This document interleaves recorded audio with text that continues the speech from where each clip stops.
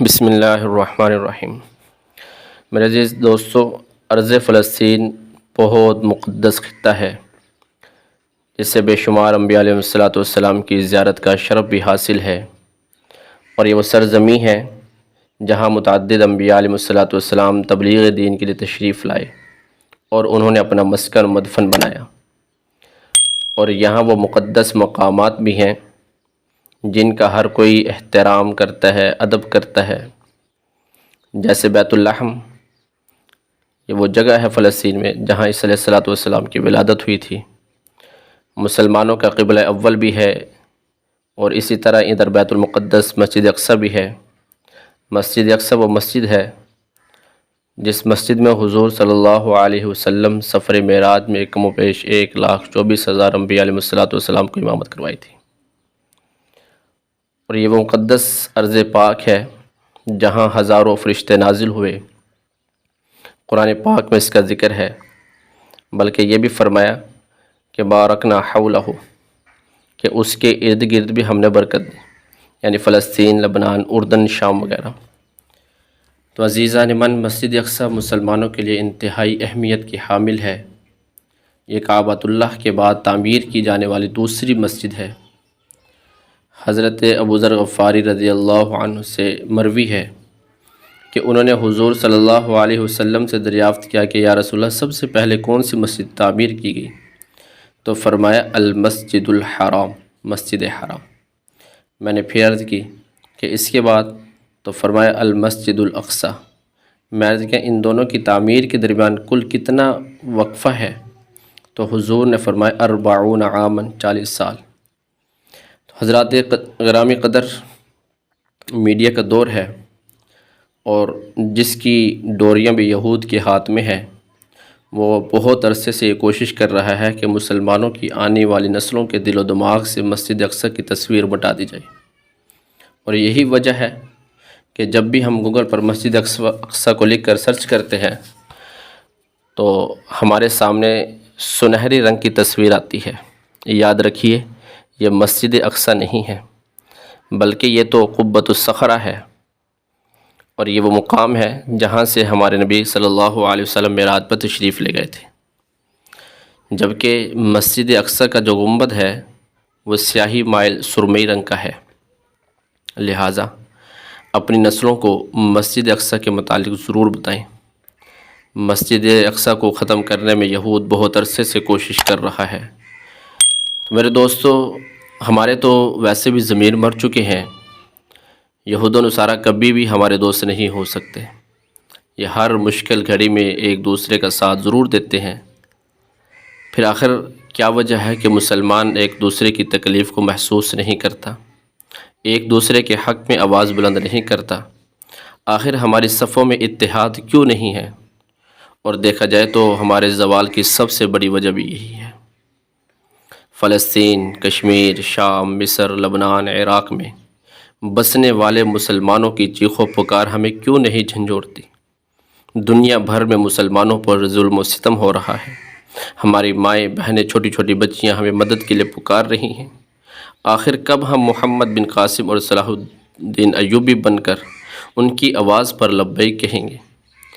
مسجد اقصی ہماری ہے، بیت المقدس ہمارا ہے، اور ہم نے اس کو کس کے قبضے میں دے دیا ہے؟ مسجد اقصی کے متعلق بہت سے ایسے حقائق جن کا مسلمانوں کو بالکل نہیں پتہ، کہ حضور صلی اللہ علیہ وسلم نے ارشاد فرمایا کہ مسجد اقصی کو دیکھنا دنیا و ما فیہا سے بہتر ہے۔ مفہوم یہ ہے۔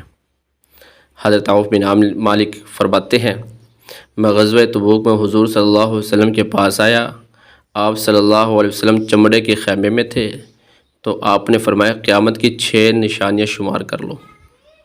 تو ان میں سے آپ نے یہ بھی فرمایا کہ فتح بیت المقدس، کہ یہ بھی قیامت کی نشانیوں میں سے۔ حضرت میمونہ بنت سعد فرماتی ہیں، میں نے حضور صلی اللہ علیہ وسلم سے عرض کی کہ یا رسول اللہ، ہمیں بیت المقدس کے بارے میں کچھ بتلائیں۔ تو حضور نے فرمایا وہ حشر و نشر کی جگہ ہے، اور ایک جگہ فرمایا کہ دجال 40 صبح ٹھہرے گا، اس کی ہر جگہ حکومت قائم ہوگی، سوائے 4 مساجد کے، بیت اللہ، مسجد نبوی، مسجد اقصی اور طور۔ مسجد اقصی میں بہت سے صحابہ تشریف لے گئے تھے مسجد اقصی کی زیارت کرنے کے لیے، تو شام کو فتح کرنے والی فوجوں کے جو سپہ سالار تھے حضرت ابو عبیدہ بن جراح، یہ بھی ادھر موجود تھے، وہ بھی تشریف لے گئے تھے، اور حضرت عمر رضی اللہ عنہ کے ساتھ حضرت بلال بن رباح رضی اللہ عنہ جب یہ بیت المقدس فتح ہوا تو یہ ان کے ساتھ گئے تھے، اور مسجد اقصی میں جا کے انہوں نے اذان دی تھی۔ تو سب سے پہلے حضرت عمر رضی اللہ عنہ نے بیت المقدس کو آزاد کروایا سن تقریباً 15 ہجری میں، اور یہ کتنے سال ان کے قبضے میں رہا؟ سال نہیں بلکہ 7 صدیوں تک یہ غیروں کے قبضے میں رہا۔ پھر حضرت عمر نے اس کو آزاد کروایا، فتح حاصل کی۔ پھر 5ویں صدی کے آخر میں یورپ نے پھر اس کو اپنے قبضے میں لے لیا تھا، تو پھر اس کے بعد سلطان نور الدین زنگی کا دور آیا، پھر صلاح الدین ایوبی نے 91 سال کے بعد قبضے سے چھڑایا اور دوبارہ اس کو آزاد کروا لیا۔ اسی طرح پھر مسلمانوں کی حکومت آ گئی، فلسطین میں مسلسل اسلامی سلطنت کا چلتا رہا۔ پھر مسلمانوں کی آپس کی خانہ جنگی کی وجہ سے مسلمانوں میں ضعف آیا، اور یہود و نصارہ نے اس خانہ جنگی کا فائدہ اٹھایا اور پھر اپنے قبضے میں لے لیا۔ آج مسلمان نوجوان مسجد اقصی کو یہ پیغام دے رہے ہیں کہ مسجد اقصی واللہ ہمارے ہاتھوں میں ہتھکڑیاں ہیں اور ہمارے پاؤں میں بیڑیاں ہیں، واللہ ضرور بر ضرور تم مسلمانوں کے ہاتھ میں دوبارہ ضرور آؤ گی۔ حضرت ابو ہریرہ رضی اللہ عنہ سے مروی ہے کہ حضور صلی اللہ علیہ وسلم نے فرمایا تھا کہ قیامت اس وقت تک قائم نہیں ہوگی جب تک مسلمان یہودیوں سے جنگ نہ کر لیں۔ پھر مسلمان یہودیوں کو قتل کریں گے، تو اس وقت اگر کسی پتھر کے پیچھے کوئی یہودی چھپ جائے گا تو وہ پتھر کہے گا اے مسلمان یہودی میرے پیچھے ہے، اس کو قتل کر دے، وہ مسلمان اس کو قتل کر دے گا۔ تو مسجد اقصی کا جو مسئلہ ہے اور قضیہ فلسطین، یہ صرف فلسطینیوں کا مسئلہ نہیں ہے بلکہ یہ ایک اسلامی قضیہ اور اسلامی ایشو ہے۔ اس قضیے پر دنیا کے ہر مسلمان کا حق ہے، اور یاد رکھنا کہ یہ حق تب سے ہے جب اس کی کنجیاں حضرت عمر نے حاصل کی تھی اور مسلمانوں نے اس کے لیے اپنے خون کی قربانیاں دیں۔ یہ اوقاف اسلامیہ کی زمین ہے اور یہ امت مسلمہ کی گردن میں امانت ہے۔ مسجد اقصی صرف مسلمانوں کی ہے، اور جی ہاں مسلمانوں کی ہے۔